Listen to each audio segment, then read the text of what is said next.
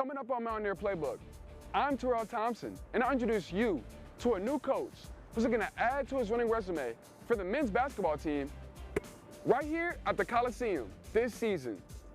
I'm Brian McQuillan, and I'll tell you about the changes the men's basketball team is making to its roster in order to fill up these seats this season. I'm Patrick Walsh, and I'll tell you about a three-time Olympian who's looking to make a splash as an assistant coach. Mountaineer Playbook starts now.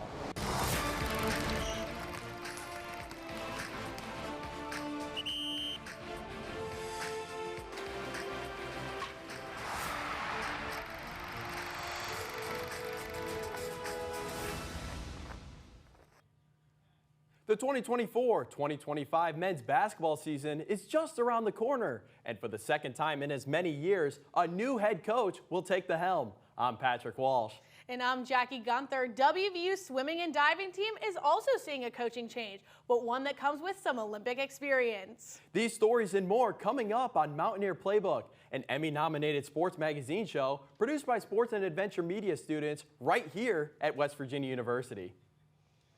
WVU men's basketball is coming off to one of the worst seasons in program history. With a 4-14 conference record last year, the team was looking to make some major changes in the offseason to right the ship this year. And the first change came at the top, Jackie. WVU announced they'd hired Darian DeVries to take the head coaching job in March after a nationwide search.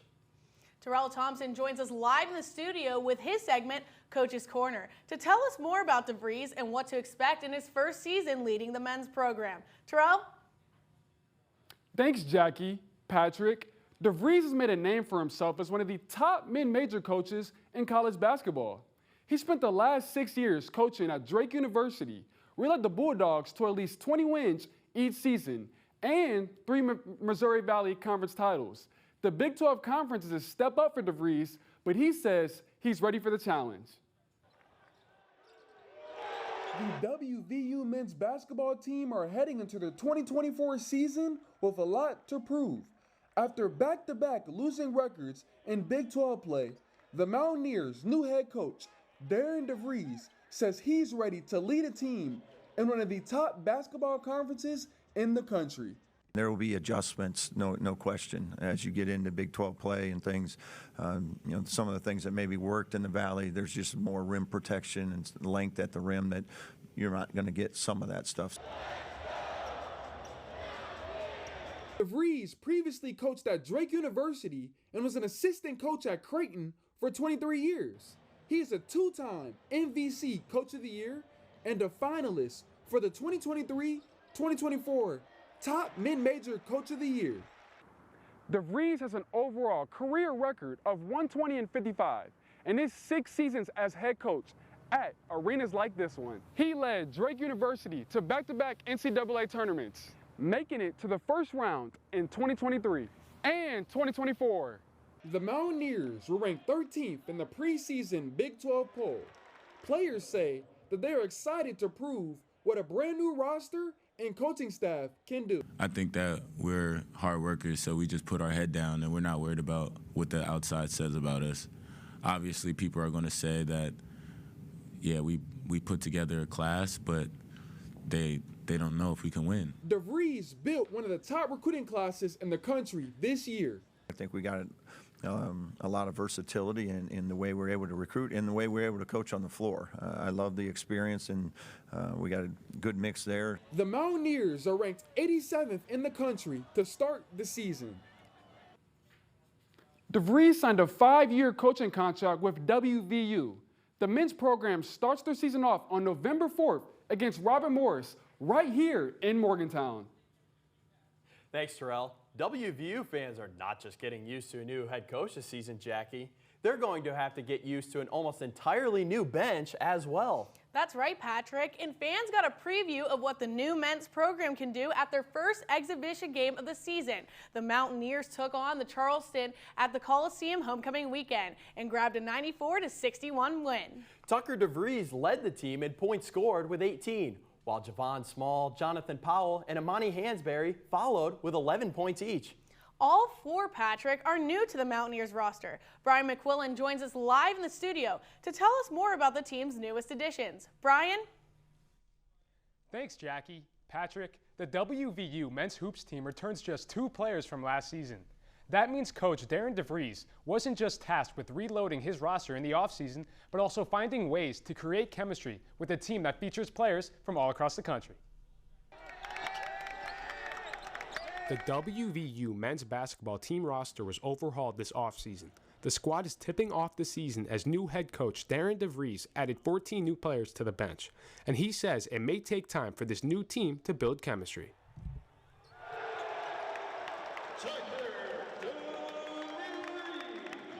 Yeah, it certainly adds challenges when you have as many new faces as we have, in addition to new coaching staff, no returners from the previous team that had, because we're new.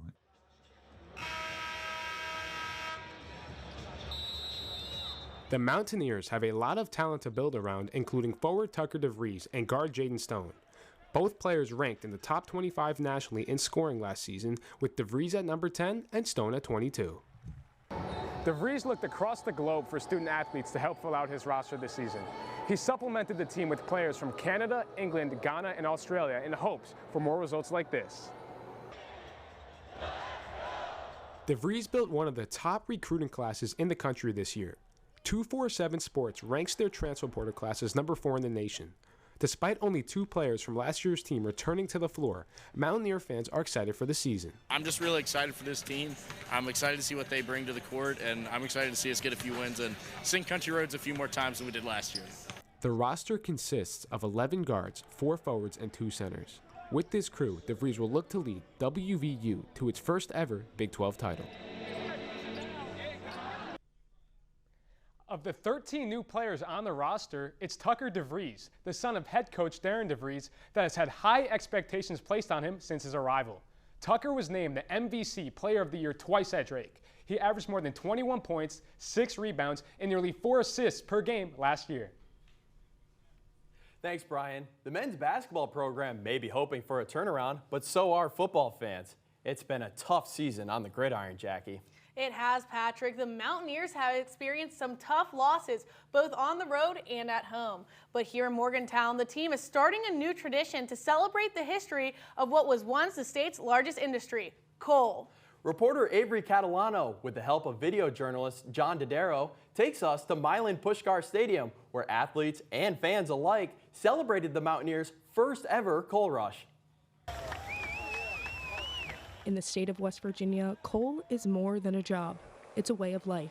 And it's that deep-rooted history that is represented every time the WVU football team enters its home stadium. At the end of the man trip, you have the piece of coal that everyone walks by and touches before every football home game. And I think that just kind of that there shows how much respect everyone has for mining. It was that game day tradition that WVU athletics wanted to bring to life. West Virginia is the second largest coal producer in the nation with the largest employment. But coal means more than just a job for Mountaineer fans. Coal mining has powered West Virginia's economy and shaped its communities for over a century. While the Coal Rush Game serves a tribute to those who worked in the mines, it's also a way to connect generations and remind them of those sacrifices made by West Virginians. It's just a natural tie-in because of how important the coal industry, the coal miners have been to the state, that led us down the road of the coal rush concept. For WVU athletics, the Coal Rush theme extends beyond just football. It's becoming a tradition across WVU sports to wear black alternate uniforms. One thing that we've discussed is we're going to keep the Coal Rush theme for other sports. That have a black uniform. Men's basketball has a black uniform. Women's basketball has a black uniform. Ensuring the legacy of West Virginia's coal miners is honored every time a Mountaineer takes the field. For Mountaineer Playbook, I'm Avery Catalano. Other WVU sports will join the football team in honoring the state's mining history and have already started announcing their Coal Rush games. The women's basketball team will host its Coal Rush on November 15th at their game against Texas A&M. From a WVU team that's having a tough season to one that's topping national rankings, the women's cross-country team is ranked number 4 in the country. That's the highest they've been ranked since 2008, Jackie. In just under a month, the team has jumped 24 spots. The rise in the Coaches Association poll comes after their 4th place finish in the Wisconsin pre-national meet on October 19th. The women finished the 6K meet with 207 points. Kaylee McCabe ran her 6K race in 19 minutes and 10 seconds, which set a new personal best for her and a program record for WVU. McCabe, who also happens to be a Mountaineer Playbook alum, Patrick, was named the Big 12 Women's Runner of the Year, and 2 of her 9 total All-American nods have come on the cross-country course. McCabe receives the honors after coming off of a massive summer, competing in the Paris Olympics for Team Canada. She isn't the only member of Team Canada that's made their way to Morgantown. The newest member of the swimming and diving team's coaching staff, Sydney Pickrem, has competed 3 times under the Maple Leaf flag at the Olympic Games. I caught up with Pickrem to find out more about the journey that led her from Paris to WVU. Sydney Pickrem is a 3-time Olympic qualifier for Team Canada. Born in Dunedin, Florida, Pickrem is a dual citizen of the United States and Canada. I got my citizenship and I started to qualify for teams probably a lot earlier in Canada than the US, and that was just like my natural progression. During her collegiate career, Pickrem won Texas A&M Athlete of the Year twice. She also was a conference champion in 8 races. At the Tokyo Games, Pickrem took home a bronze medal for Team Canada. Pickrem earned her latest piece of hardware at the World Aquatic Championships in Doha in February. 8 months later, Pickrem finds herself in Morgantown with the goal of helping the next generation of swimmers find that same success. After the 2024 Olympics, Pickrem was unsure of her future. She was contemplating retirement before a familiar friend reached out to her and put the Mountaineer program on her radar. I decided I wanted to keep swimming, and I was like, well, I want to swim for either you or Jason, who are continuing on to coaching. And so he had said, well, like, why don't you do both at West Virginia? Senior Morgan Burton believes hiring a coach with championship level experience was perfect for the program. So it's definitely like more detailed instruction, and it's just always fun to get in the water with an Olympian, and you could just tell she loves what she does. Burton earned silver in the Big 12 championship 2 years ago and believes Pickrem can help her return to form this season. After the break on Mountaineer Playbook, some big changes are coming to 2 consolidating West Virginia high schools. But school officials are hopeful that the Fellowship of Sport can help unify the community. That story and more after the break. Stay with us. Coming up on Mountaineer Playbook, I'm James Daly, and I'll tell you about how a community is looking to athletics like football to unite them as they prepare to consolidate 2 high schools. After the break on Mountaineer Playbook, I'm Trey Steyer, and I'll tell you about the senior soccer player who stayed loyal to the Golden Blue. It has been said the sun might not always shine on West Virginia, but the people always do. And to truly appreciate our beauty, you have to look deeper at our passion, our purpose, at the fabric of who we are.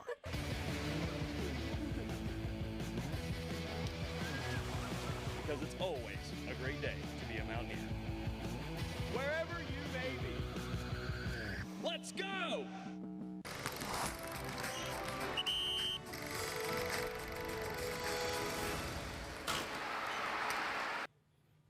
Welcome back to Mountaineer Playbook. The West Virginia Center on Budget and Policy reported 53 of West Virginia's 55 county school systems lost students last year. Fewer students means less money to pay for teachers, staff, and facilities, resulting in consolidations. One community right outside of Morgantown is experiencing the consolidation of 2 high schools, but school leaders are hoping that athletics will be able to unify the city. Our sports culture and economics reporter, James Daly, joins us live in the studio now with more. James? Thanks, Jackie. Patrick, it's a growing trend in West Virginia schools. As parents choose to homeschool or send their kids to new private or charter schools, public schools in the state have lost as much as $21 million in funding. In Harrison County, shrinking funds and student populations led the Board of Education to vote to consolidate 2 of the county's high schools next year. I took a closer look at how school officials are looking to athletics as a way to bring the community together. Austin Scott is in his second year at the helm of the Robert C. Byrd High School football program in Clarksburg.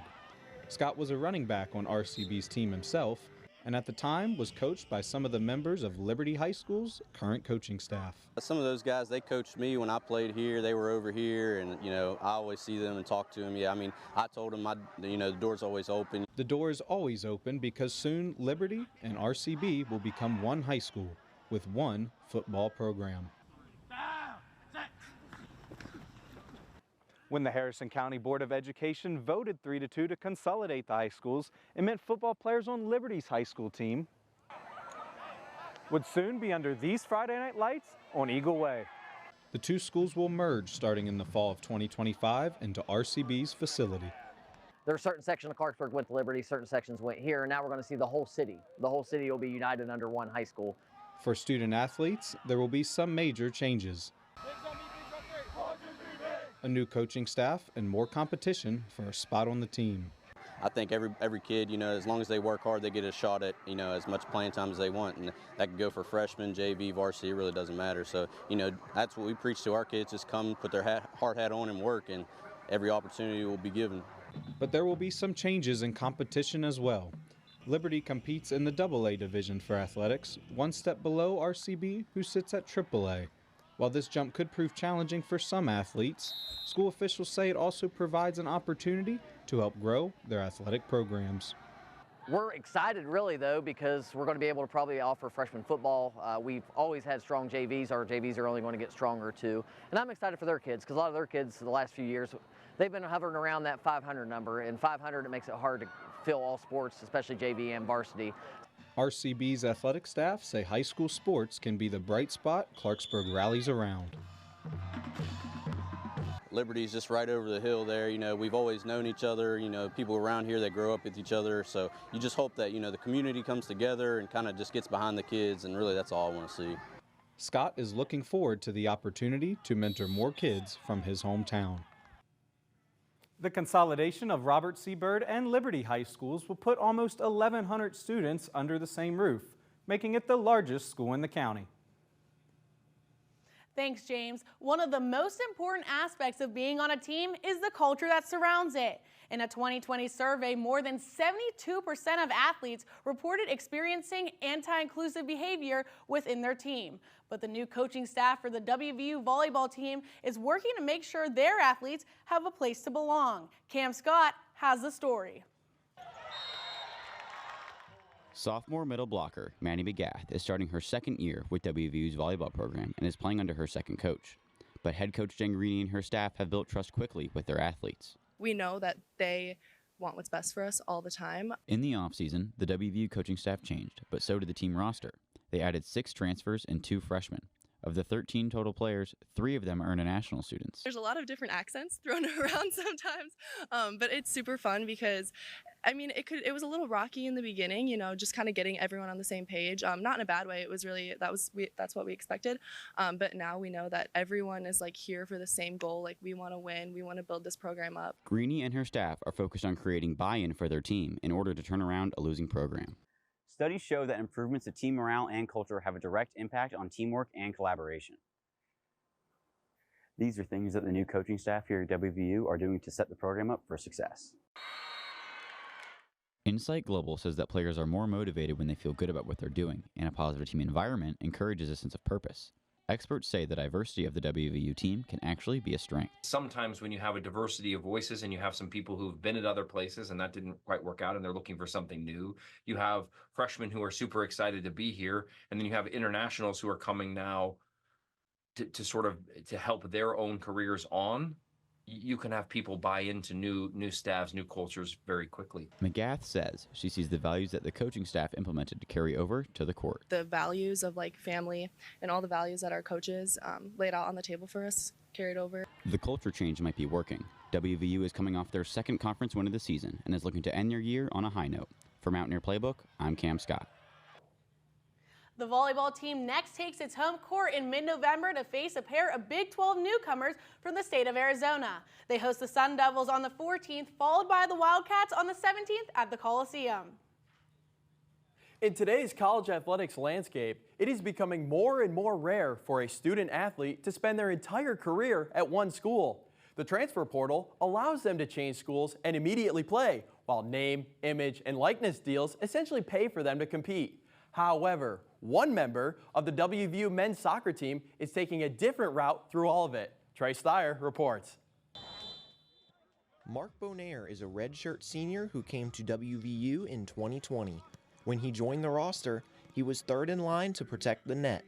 Two of the best goalies in program history led the team for Bonnaire's first 4 years, but he waited patiently. I played behind some great goalkeepers such as Stephen Takaski, Jackson Lee. You know, I was really just a sponge for my first 4 years here, just learning everything I could, trusting the process, and I knew my opportunity would come eventually. The opportunity came this year. Lee was selected in the MLS Super Draft last winter, leaving a vacancy in front of the net. Bonnaire took the starting position from day one. I'm happy that I have the trust of my coaches. It feels good, gives me confidence. While players from other schools entered the transfer portal chasing after a new home and NIL money, Bonnaire stayed loyal to the gold and blue. In the first 10 games of the season, Bonnaire racked up 6 clean sheets, as well as almost 30 saves. He has been a key part to WVU's success in the early stages of the season. Head coach Dan Stratford has built a strong culture in Morgantown, winning his 50th game at WVU earlier this month. He is proud of the maturity and growth shown by his goalkeeper. Yeah, he's done incredibly well, and he's been incredibly patient, as you said. I think it's a fantastic example of what a 4-year process can look like. With less than a month to go in the regular season, Bonnaire's efficiency will be a key to the Mountaineers making a push back to the College Cup. For Mountaineer Playbook, I'm Trey Steyer. The Mountaineers came in at number 7 in the most recent coaches poll. They closed the regular season with a sold-out game at Marshall on November 5th. Coming up on Mountaineer Playbook, what does it take to protect a pumpkin from a 140-foot plunge? I don't know, Jackie, but students from local schools came to Morgantown to test their knowledge in WVU's annual pumpkin drop. We'll take you there after the break. After the break, I'm Andrew Freed, and I'll tell you about the 45th anniversary celebration of Bridge Day and why you should mark it on your calendars for next year. It has been said the sun might not always shine on West Virginia, but the people always do. And to truly appreciate our beauty, you have to look deeper at our passion, our purpose, at the fabric of who we are.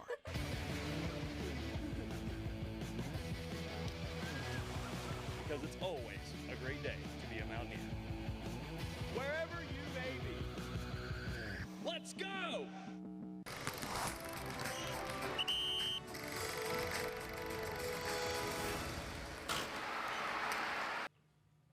More than 130,000 people attended West Virginia's Bridge Day celebration this year at the New River Gorge, which organizers say is a new record since the COVID-19 pandemic shut it down for 2 years in 2020 and 2021. On October 19th, visitors to the New River Gorge saw more than 300 people base jumping 700 times off the side of the state's famous steel bridge. Adventure reporter Andrew Freed joins us in Studio B at the Media Innovation Center with his segment, Finding Adventure. Tell us more, Andrew. The New River Gorge Bridge spans 3,000 feet across, and a jump from the side will take you down almost 900 feet to the New River. While many of us would never think to base jump off such a height, Bridge Day brings in hundreds of people each year seeking the thrill. I took the trip to Fayetteville to check out what the state's largest one-day festival had to offer.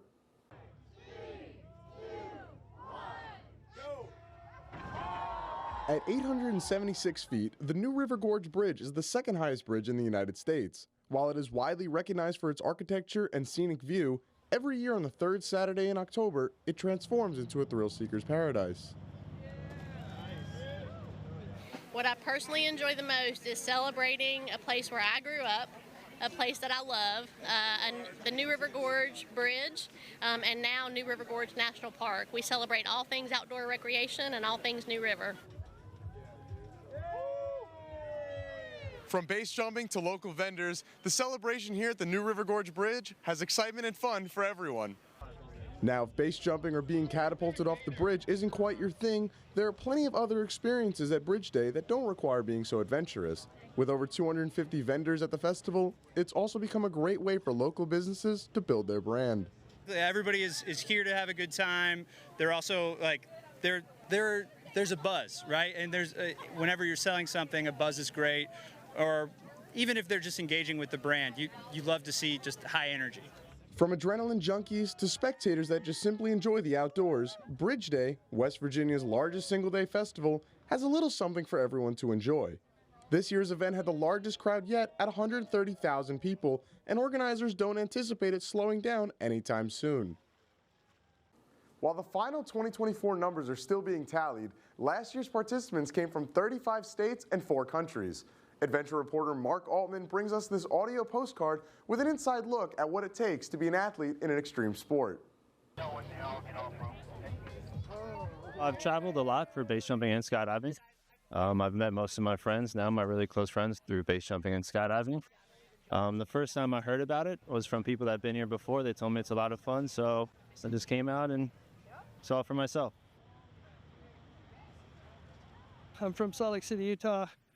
And I have 8,000 skydives, 3,000 base jumps. Been jumping for 41 years. Been jumping here at Bridge Day since 1997.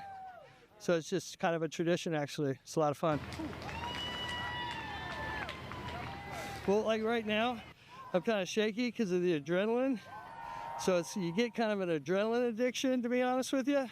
Plus the visuals, it's very exciting. We do have fear of heights, and that's part of the excitement, right? We overcome that fear. And once we get really good at, flying parachutes and, dead air, free fall, subterminal free fall, it just feels really good to make that committal step. You forget about all your bills, you forget about all your mistakes, you're in the moment. That's when you really are living in the moment.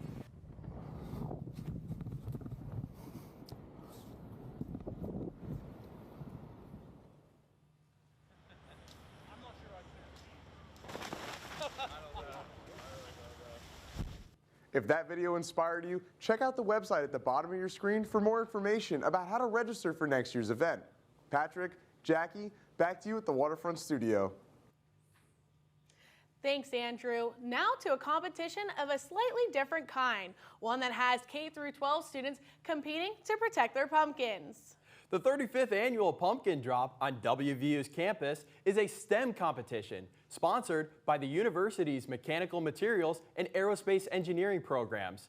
More than 300 students sent pumpkins of all shapes and sizes plummeting to the ground off the side of the Engineering Sciences building. Teams of students designed enclosures to protect their pumpkins from the 11-story drop. Organizers say the event gets young students excited and interested in engineering and math, all while introducing them to the university. Well, that's going to do it for this week's edition of Mountaineer Playbook, an Emmy-nominated sports magazine show where we dive into inspiring stories of coaches, players, and passionate fans who make the sports world truly remarkable. I'm Jackie Gunther. And I'm Patrick Walsh. Be sure to like and follow us on Facebook at Mountaineer Playbook. You can also stream our shows on HD Media's websites and watch our broadcasts on Sunday evenings at 6:30 on West Virginia Public Broadcasting. Thank you for watching, and don't miss the chance to celebrate the heart and soul of the game with us next time on Mountaineer Playbook.